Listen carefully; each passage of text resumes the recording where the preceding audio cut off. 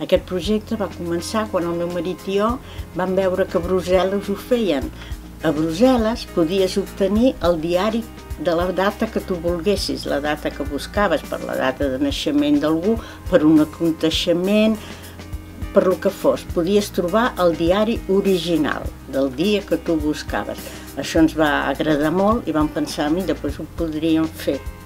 Els nostres clients sobretot són gent que venen a buscar una data de naixement, sobretot venen per les dates de naixement. Nosaltres de publicitat no en fem, perquè tampoc no en podem fer, no tenim tampoc 20 diaris de cada dia. Vull dir que quan venem un diari pot ser que n'hi tinguem més, però pot ser que ja se'ns hagin acabat, llavors publicitat no la fem. La nostra publicitat ve dels mateixos clients.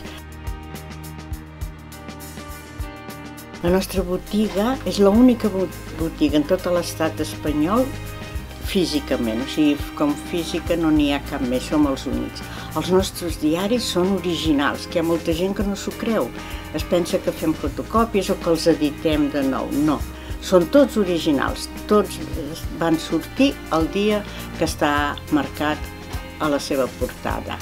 Abans de posar-la a la bossa, quan el diari entra a casa, com que a vegades venen d'uns sòtons o venen d'unes esgolfes, es planxen perquè si tenen el bitxo de la humitat fer-el desaparèixer, els arreglem si fa falta i llavors és quan els posem en bosses i ja els tenim per la venda, que quan ve una persona no el tinguis que fer esperar. El que també crida l'atenció de la nostra botiga és que la gestió del catàleg estan fetes a mà, tenim totes les dates i les fitxes fetes a mà.